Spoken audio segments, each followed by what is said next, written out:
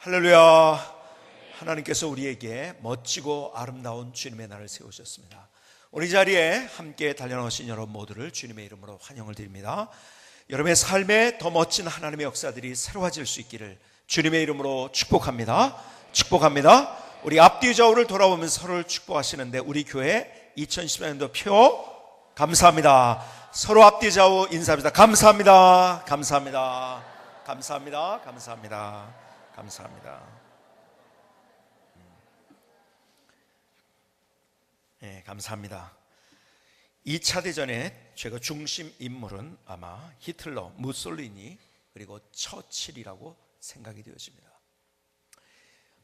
한 풍자 이야기가 있어요. 이 세 사람이 만나서 했던 이야기를 어떤 사람이 이제 풍자로 만들었는데요.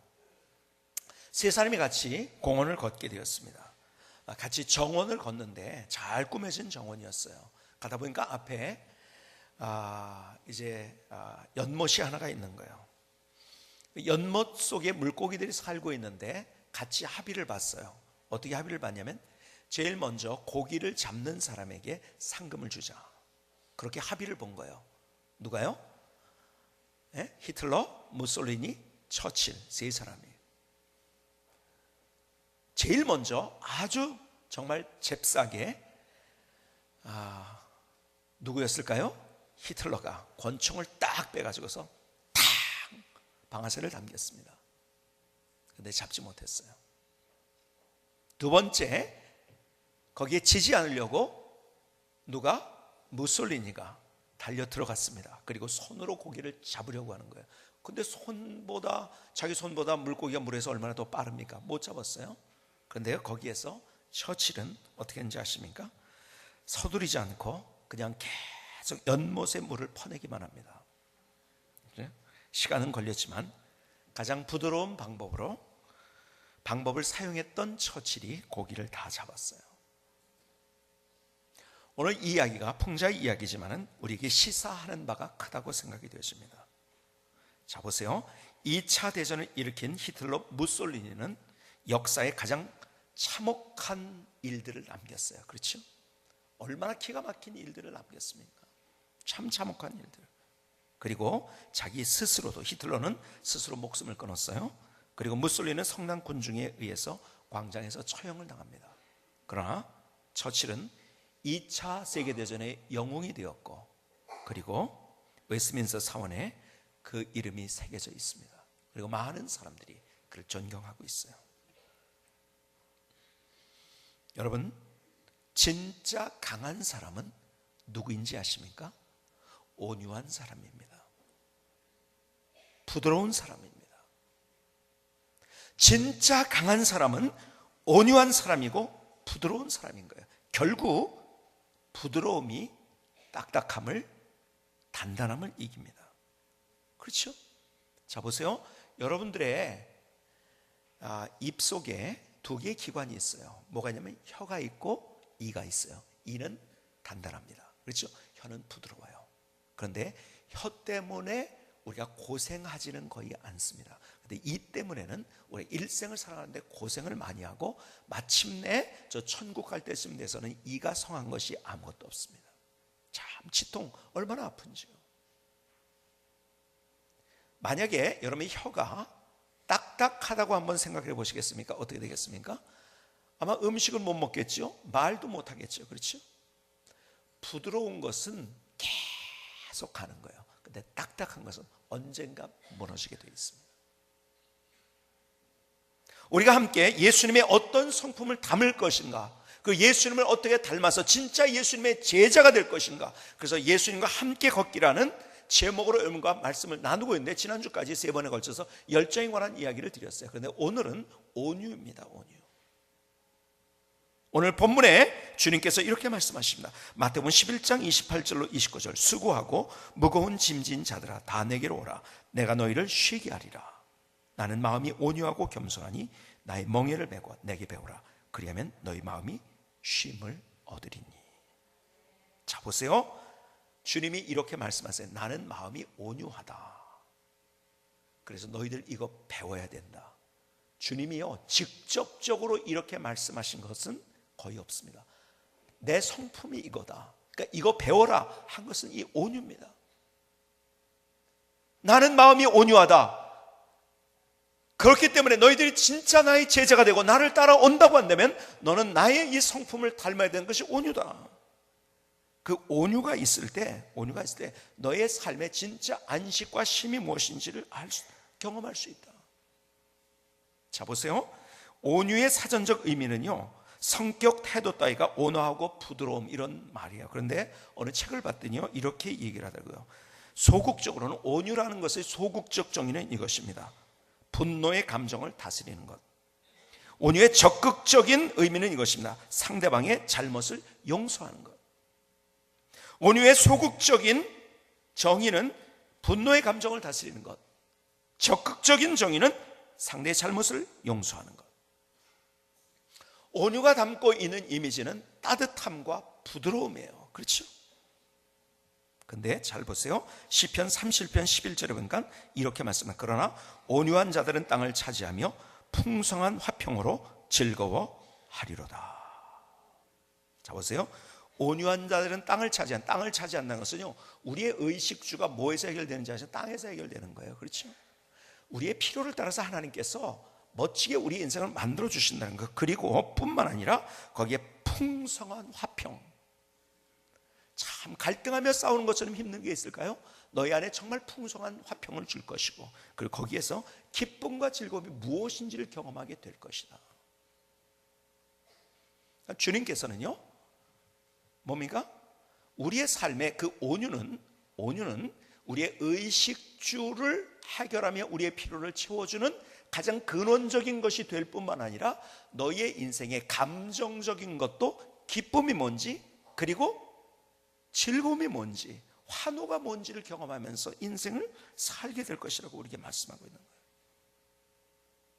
그래서 성령의 열매, 정말 우리가 성령 충만하다, 그리고 내가 영적으로 성숙되었다는 말, 그것은 뭐냐면 열매로 나타나서 안다고 합니다. 그렇죠? 그 성령의 열매는 뭡니까? 갈라디아서 5장 22절에 뭐죠? 오직 성령의 열매는 뭐예요?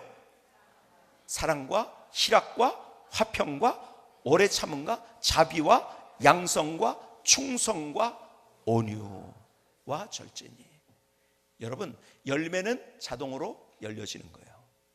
내가 정말 성령 충만이 되면 내 안에서 얻게 된 것이 무엇인가? 온유라는 거예요. 영적으로 성숙한 사람이 가지고 있는 것이 온유라는 거예요. 여러분, 사도 바울의 이야기를 한번 생각해 보시겠습니까? 사도 바울이요, 처음에는요 굉장히 뭐라 그럴까요? 굉장히 급했던 사람입니다. 그리고 딱딱했던 사람이에요. 굉장히 딱딱하고 그리고 급했던 사람입니다. 그래서요 1차 전도여행에서 마가가 말을 제대로 안 들은 거예요.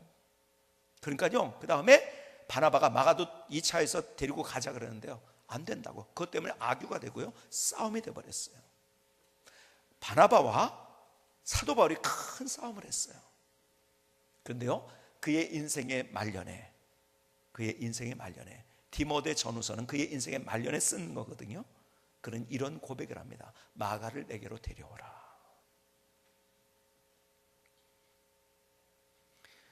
그러니까 일 때문에 사건을 바라보면서 급하게 무엇인가를 이루려고 했던 그러한 사도 바울. 그런데 그가 성령 충만하고 영적으로 더 성숙하면서 그 모든 사람을 포용하고 부드럽게 쌓아낼 수 있는 부드러움이 그에게, 온유가 그에게 생겼다는 거예요. 참 이 세대는 어떤 세대냐면 굉장히 급한 것을 요구하는 세대. 당장 뭔가 돼야 되는 거예요. 그냥 막. 세상의 원리가 그거예요. 당장 무엇인가 돼야 돼요. 그래서 사람들이요 그러다 보니까요 기다릴 줄 모르고 온유할 줄 몰라요. 자, 사람들 그러니까 그냥 급하게 인스턴트 식품을 좋아합니다. 소위 말해서 패스트푸드. 그러나 우리가 슬로우 푸드이 얼마나 좋은 것인가. 그렇지?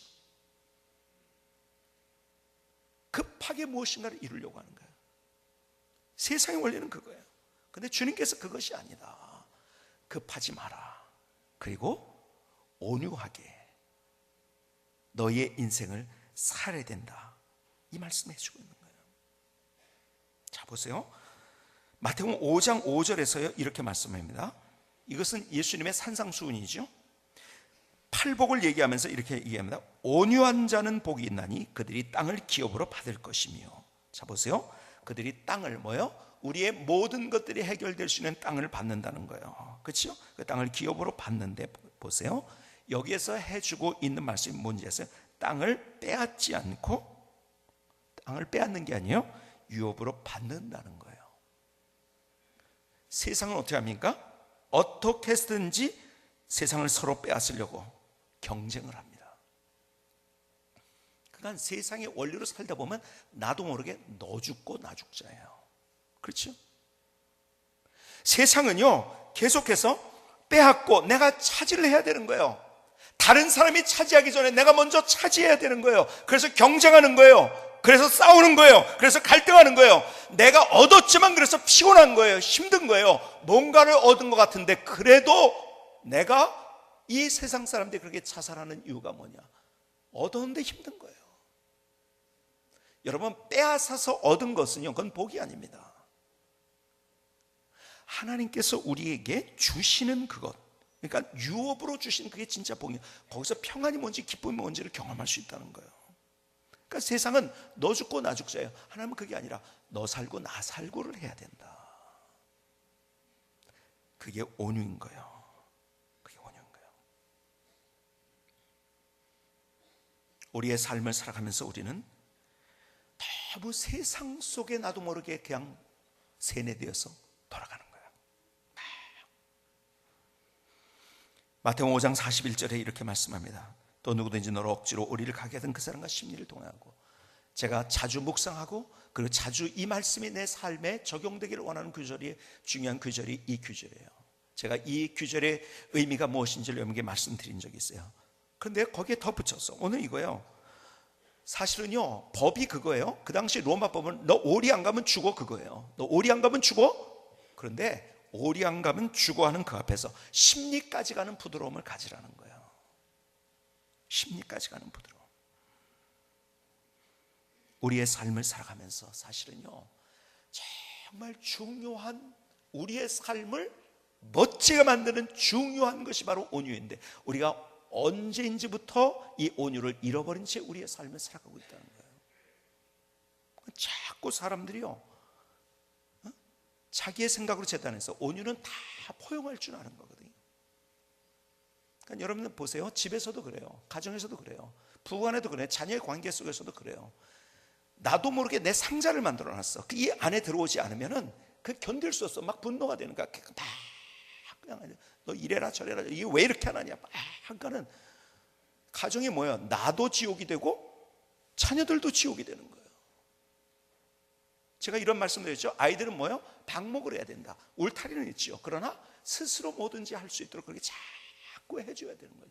근데 지금은요 아이들이 하나다 보니까요 그 아이들을 내 규격에 맞춰서 하기가 굉장히 좋은 거야. 그러니까 아이들은 그 앞에서는 엄마 말 아빠 말 듣는 것 같은가, 그냥 밖에 나가면 또 다른 거예요. 스스로 살 수 있는 것을 훈련시키지 않냐고 자꾸 직접적으로 내가 자꾸 이렇게 해서 너 이거 하면 혼나? 안 돼? 자꾸 상자 속에 가다 놓게 되는 거예요. 그러니까 아이들이 엇나가기 시작하는 거예요. 분명히 좋은 아들이었는데 나중에 알고 보니까요 아버지의 마음을 힘들게 하고, 성년이 되니까는 그때서부터 이 아이가 어떤지를 사람들이 경험하게 되는 거예요. 그게 뭐냐?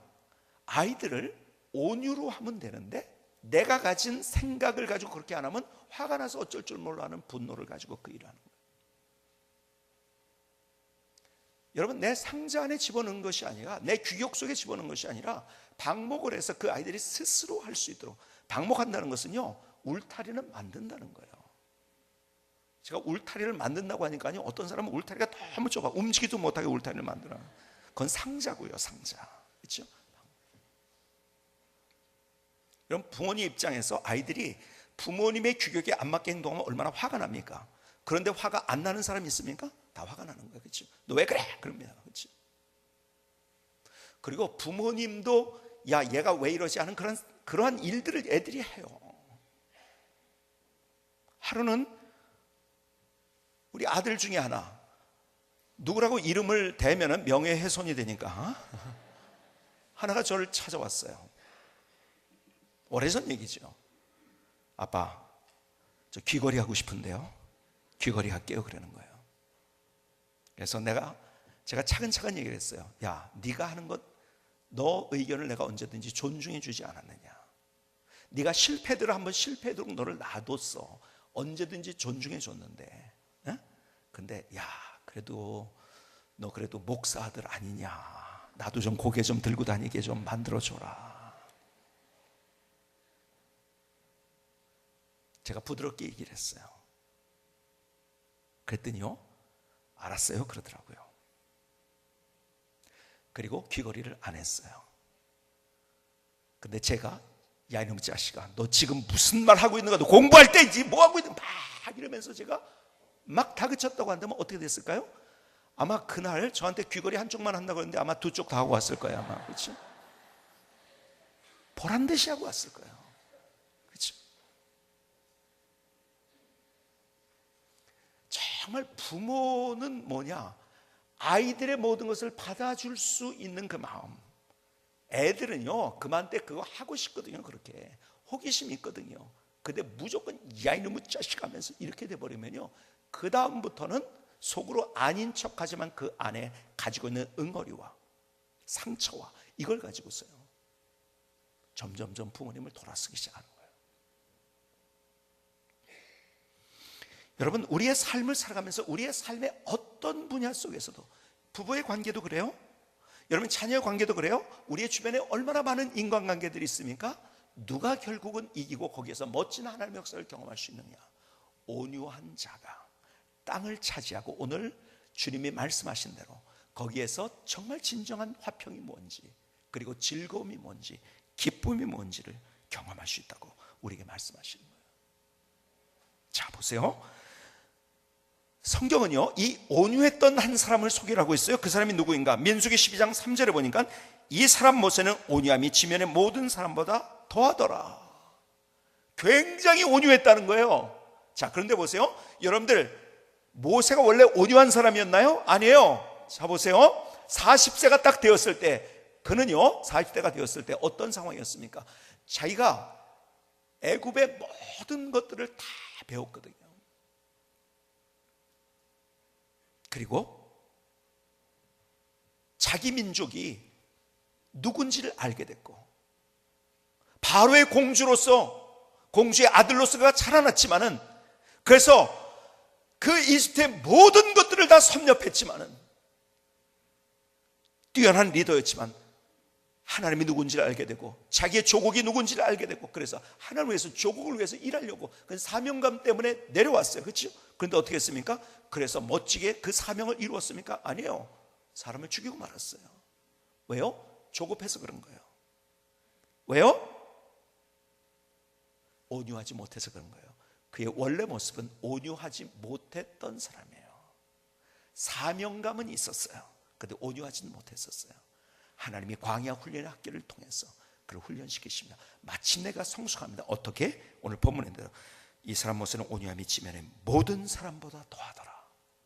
이 이야기를 하면서 그 모세가 겪었던 이야기를 지금 민수기 12장에서 하고 있는 거예요. 민수기 12장 1절과 2절에 뭐라고 말씀합니까? 모세가 구스 여자를 취하였더니 그 구스 여자를 취하였으므로 미리암과 아론이 모세를 비방하니라. 그들이 이르되 여호와께서 모세와 말씀하였느냐? 모세와만 말씀하셨느냐? 우리와도 말씀하지 아니하셨느냐 하며 여호와께서 이 말을 들으셨더라. 8절로 가볼까요? 너희가 어찌하여 내 종 모세 비방하기를 두려워하지 않느냐? 여호와께서 그들을 향하여 진노하시고 떠나시며 구름이 장막 위에서 떠나갔고 미리암은 나병에 걸려 눈과 같더라. 아론이 미리암을 본즉 나병에 걸렸는지라. 자, 이 상황이 어떤 상황입니까? 여러분, 구스 여자는 이디오피아 여자와 결혼을 한 거예요. 그래서 비방을 합니다. 그때 뭐라고 비방한? 여호와가, 하나님께서 너하고만 말씀하셨냐 이거예요. 우리에게도 말씀하셨다. 그래서 비방하기 시작합니다. 그때 미리암이 나병에 걸립니다. 근데요, 여기서 중요한 사건 하나를 이야기합니다. 이게 진짜예요. 민수기 12장 13절. 모세가 여호와께 부르짖어 이르되 하나님이여 원하건대 그를 고쳐 주옵소서. 모세가요 이랬다고 한다면 당장 달려갔어요. 옛날 40대라면요 당장 달려갔을 거예요. 그런데요 너 죽인다 하고서 칼 들고 들어갔을 몰라요. 그런데 하나님 앞에 기도합니다. 그를 고쳐 주옵소서. 자기를 비방했던 사람을 축복하고 그를 위해서 기도합니다. 성경은 이게 온유라고 우리에게 말씀하고 있는 거예요. 이 온유. 그의 원래의 모습은 혈기왕성해서 어쩔 줄 몰라 하는 마음으로 사명을 가졌지만 그러나 실수했던 그의 모습, 그러나 하나님께서 그를 성숙시켜 주는데 광야 훈련학기를 통해서 성숙시켜 주셨는데 어떻게? 그를 온유한 자로. 그래서 이 사람 모세는 온유함이 지면의 모든 사람보다 더하더라. 다시 말해서 주님이 우리에게 이런 말씀을 주고 계신 거예요. 온유가 뭔지 아느냐?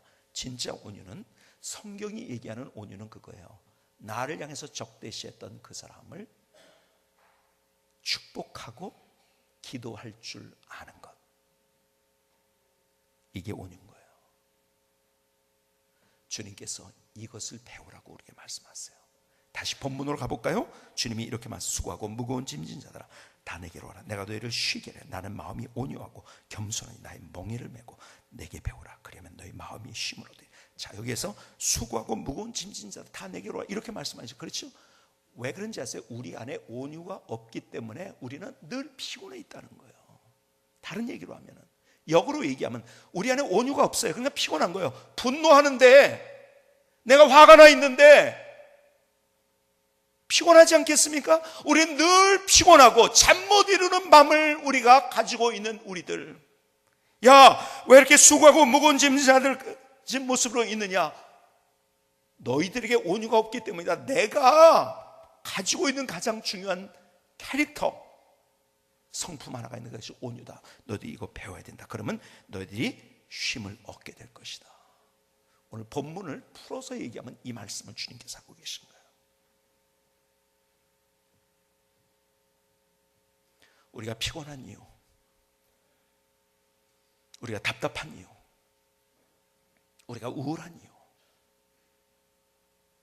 우리가 두려운 이유, 가만히 보면은 우리 안에 이 온유가 없기 때문에 그렇다고 주님께서 말씀하고 있는 거예요. 그러면서 주님이 어떻게 온유하셨는지 성경은 이렇게 보여줍니다. 누가복음 23장 34절로 37절에 보니까 예수께서 이르시되 아버지 저들을 사하여 주옵소서. 자기들이 하는 것을 알지 못함이니이다 하시더라. 그들이 그의 옷을 나눠 제비에 뽑을세. 35절 백성은 서서 구경하는데 관리들은 비웃어 이르되 저가 남을 구원했으니 만일 하나님의 택하신 자 그리스도이면 자신도 구원할지어다 하고 군인들도 희롱하면서 나와 신포도를 주며 이르되 내가 만일 유대인의 왕이면 내가 너를 구원하리라 하라 하더라. 자 보세요. 십자가 앞에서 사람들이 오늘 본문에 비웃고 조롱을 넘어서 희롱을 했습니다. 조롱보다 더한 게 희롱이죠, 그렇죠? 야, 네가 그리스도라고? 너도 구원 못하고 너 자신 한번 구원해봐. 하나님의 그 엄청난 구원의 그림을 모르고 일부를 보고 있는 그 사람, 그래서 오해하고 있는 그 사람, 그래서 희롱하고 조롱하고 있는 그 사람들 앞에 있는 거예요. 그런데 주님이요 온유가 없어요. 급하셨어요. 그랬다면 어떻게 했을까요? 십자가에서 뛰어내려왔을 거예요. 그러면은 하나님의 구원의 계획은 이루어지지 않았어요. 그리고 우리가 구원받지 못하게 된 거예요.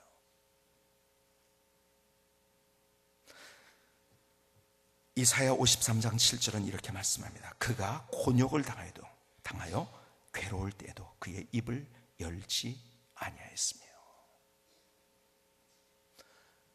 주님의 마음은 그때 괴로움이 있었다고 말씀하세요. 그렇죠? 그러나 온유로 그들을 품고 저들이 하는 것을 알지 못합니다. 저들의 죄를 사하여 주옵소서. 조롱하는 사람까지도 희롱하는 사람까지도 품을 수 있었던 주님의 마음. 주님께서 우리에게 그 말씀을 해주고 있는 거예요. 이 온유가 있을 때 바로 내가 발휘받는 그 삶의 현장이 천국이 될 수 있다. 가정의 천국, 온유가 있으면 되는 거예요. 직장의 천국, 온유가 있으면 되는 거예요. 내가 수많은 사람과의 관계 속에서 내가 거기서 어떻게 천국을 경험할 수 있을까? 온유가 있으면 된다는 거예요. 근데 우리는요, 너무 사소한 것 가지고서 어쩔 줄 몰라 하는 분노하는 마음으로 우리의 삶을 살아갑니다. 네가 나한테 그럴 수 있어? 아니요. 그런 사람까지도 우리가 축복해주고 기도해 줄 수 있는 것, 이것이 온유라고 성경은 말씀하고, 그런 자가 땅을 유업으로 얻고 거기에 기쁨이 뭔지, 감사가 뭔지, 즐거움이 뭔지를, 정말 진짜 화평이 뭔지를 경험할 수 있다. 제가 늘 가끔 얘기하는 것 가운데, 제가 고등학교 때 친구 가운데 저를 놀렸던 친구가 있다고 그랬어요. 저희 아버님이 목사님인 걸 어떻게 알고서, 야, 니네 아버지 목사라면서 우리 아버지 중인데 나랑 싸울래? 항상 저한테, 야, 참냐, 너무 하여간 왼수 중에 왼수지요. 그렇게 저를 힘들게 했던 그 친구, 어느 날 주님께서 그 친구를 어떻게 피할까를 생각했어요. 근데 그 친구에서 주님이 제게 주신 말씀, 그 친구에서 기도하도록 말씀하시는 거예요. 여러분, 원수가 변해서 내 가장 가까운 친구가 되는 그런 놀라운 역사. 그 친구와 싸웠으면은 지금도 저는 그 친구와 그때 나쁜 놈 하나 있었지, 진짜 더럽게 나쁜 왼수 같은 놈이야, 지금도 기억하고 있어요.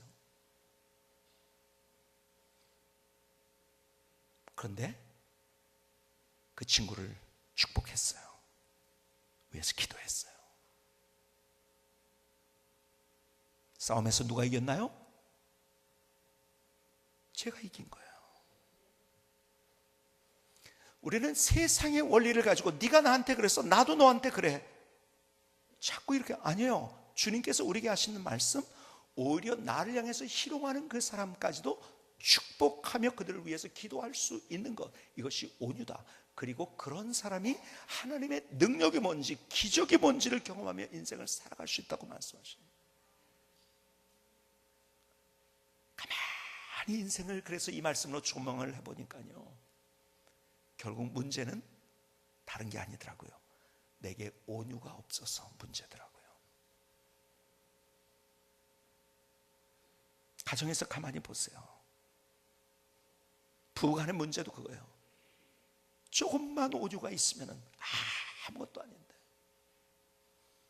직장에서 그 사람들과 상황 속에서, 나의 사업체에서 조금만 더 온유가 있으면 아무것도 아닌데, 아니 거기에서 하나님의 능력이 뭔지, 하나님이 주시는 기쁨이 뭔지를 내가 경험할 수 있을진데, 우리는 쉽게 온유를 포기하고, 그리고 어떻게 네가 나한테 그랬어? 나도 이러지 하고서 그 사람을 어떻게 눌러버릴까? 세상적인 원리로 내가 세뇌된 채로 나의 삶을 살아가고 있는 거예요.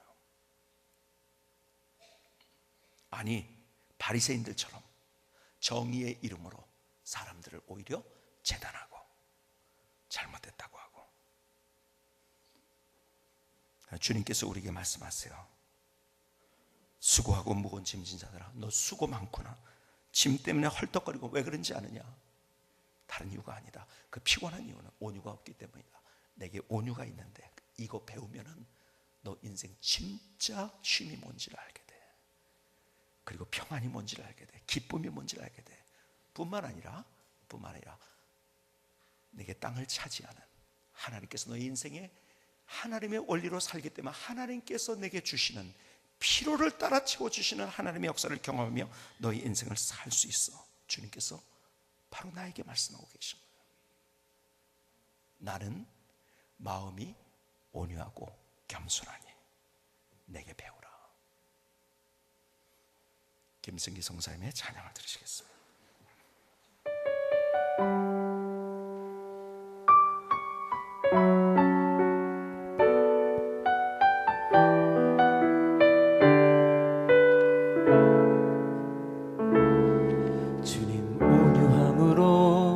날 사랑하시네.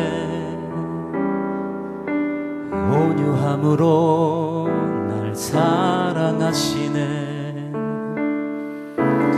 따뜻함으로 날 사랑하시네.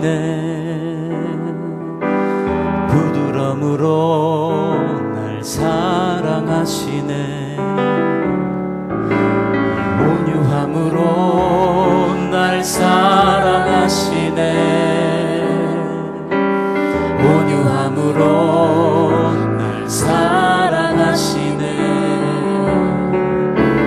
따뜻함으로 날 사랑하시네. 부드러움으로 날 사랑하시네. 온유한 자는 복이 있나니 그 땅을 기업으로 다 받을 것이요. 온유한 자들은 풍성한 화평과 참사랑으로 즐거워하리로보다. 온유함으로 날 사랑하시네. 온유함으로 날 사랑하시네. 따뜻함으로 날 사랑하시네.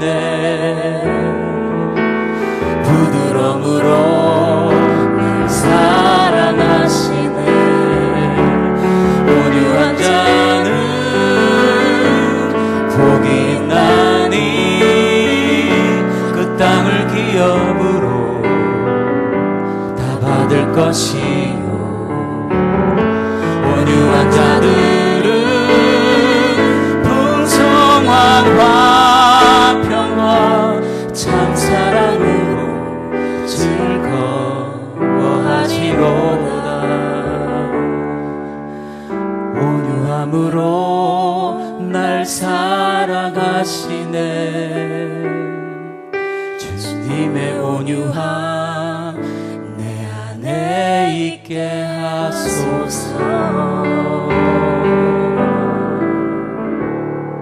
아멘. 하나님, 주님께 향한 나의 고백입니다. 나의 노래를 드립니다. 나의 고백을 주님 앞에 올려드립니다. 나의 결단을 주님 앞에 드립니다. 하나님 감사합니다. 여러분, 고린도전서 13장 13절, 여러분 너무 잘하는 말씀이죠. 그런즉 믿음, 소망, 사랑, 이 세 가지는 항상 있을 것인데 그 중에 제일은 믿음이라 라고 되어 있나요? 그런즉 믿음, 소망, 사랑, 이 세 가지는 항상 있을 것인데 그 중에 제일은 소망이라. 그렇게 되어 있나요? 뭐예요? 사랑이에요. 그런즉 믿음, 소망, 사랑, 이 세 가지는 항상 있을 것인데 그 중에 제일은 사랑이에요. 사랑을 뛰어넘을 수 있는 것은 아무것도 없습니다. 그래서 우리가 붙잡아야 될 그것이 사랑이라는 거예요. 성경의 스토리는 다 사랑의 스토리예요. 하나님이 우리를 얼마나 사랑하셨는지, 그분은 목숨 걸고 우리를 사랑하셨어요. 내가 주님을 향해서 내 멋대로 나의 삶을 살았고 얼마나 수많은 죄악 가운데 나의 인생을 살았는데요, 그래도 나를 포용하시고 나를 사랑하시고 나를 붙잡아 주시고 나를 구원해 주신 거예요. 십자가의 보혈로. 이것이 하나님의 사랑인 거예요. 그래서 주님이 우리에게 말씀해, 내가 너희를 사랑한 것 같이 너희도 서로 사랑하라. 그런데요, 사랑이 무엇인가 정말 중요해요. 우리가 진짜 붙잡아야 될 것이 다른 게 아니에요. 사랑인데 그 사랑이 무엇인지를 고린도전서 13장에서 우리에게 말씀해 주고 있어요. 뭐라고요? 고린도전서 13장 4절에 사랑은 오래 참고 사랑은 온유하며. 사랑이 무엇인지를 직접적으로 설명하면서 오래 참는, 여러분 오래 참는 것과 온유와는 같이 가는 거예요. 그렇죠? 기다릴 줄 아는 것. 그렇죠? 사랑은 오래 참고 사랑은 온유하며. 그 사랑은 온유라는 거예요. 사랑이 뭔가를 얘기할 때 우리가 막연한 것 생각하지 말고 온유가 사랑이라는 거예요. 사랑이 무엇인가를 설명하면서 그것이 온유가, 주님이 온유는 다 품어주는 거예요. 주님이 우리를 품어주지 않았다면 우리는 멸망의 자손들이 되고 마는 거예요. 주님이 나를 그렇게 품어주셨듯이 내 옆에 그 사람을 주었는데요, 남편을 주었고 아내를 주었고 동료를 주었고 친구를 주었고 함께 일하는 그 사람들 주었는데 다 다르지요. 그러나 그 사람들을 품어줄 수 있는 그것. 성경은 지혜가 무엇인가, 진짜 너희들이 지혜롭게 인생 사는 것이 무엇이냐? 야고보서 3장 11절에 이렇게 말씀합니다. 오직 위로부터 난 지혜는 첫째 성결하고 다음에 화평하고 관용하고 양술하며 긍휼과 선한 열매가 가득하고 편견과 거짓이며. 자 보세요, 성결과 화평과 관용. 관용은 온유입니다. 진짜 지혜는 온유라는 거예요. 그렇다면 바보스러운 것은 분노하고 같이 싸우는 거예요. 저는 항상 말씀을 준비하면서 하나님, 그렇다면 저에게 주시는 하나님의 말씀이 무엇입니까? 하나님의 말씀 앞에 항상 무릎을 꿇습니다. 하나님, 주님이 이 말씀을 저에게 주셨다면 내가 어떻게 기도해야겠습니까? 하면서 제가 기도하는 중에 하나님께서 제게 주신 말씀이 그거예요. 그래서 너는 스폰지가 돼야 된다. 스폰지가 뭡니까? 모든 걸 다 빨아들여요. 다 흡수해줘요. 그냥 그대로. 스폰지가 뭡니까? 아무리 강력한 것이 와도요, 쨍 하고 이게 부딪혀가지고서 소리 나는 게 아니라 그것을 다, 아무리 세게 와도 스펀지는요 그것을 다 흡수하고 받아줄 수 있어요. 그게 온유인 거예요. 하나님 앞에 이런 기도를 드렸어요. 하나님, 주님의 온유를 배우고 싶습니다. 내가 스펀지가 되게 해주십시오. 수많은 사람과의 관계 속에서 우리의 삶을 살아갈진데 내가 스펀지와 같은 사람이 될 수 있다고 한다면, 내 안에서 하나님을 경험할 뿐만 아니라 주변에는 모든 사람들이 함께하는 것이 행복이 무엇인지, 함께하는 행복이 무엇인지를 경험하면서 인생을 살아갈 수 있지 않겠어요? 세상은 부딪히라고 합니다. 세상은 싸우라고 합니다. 세상은 쟁취하라고 합니다. 세상은 올라타라고 이야기합니다.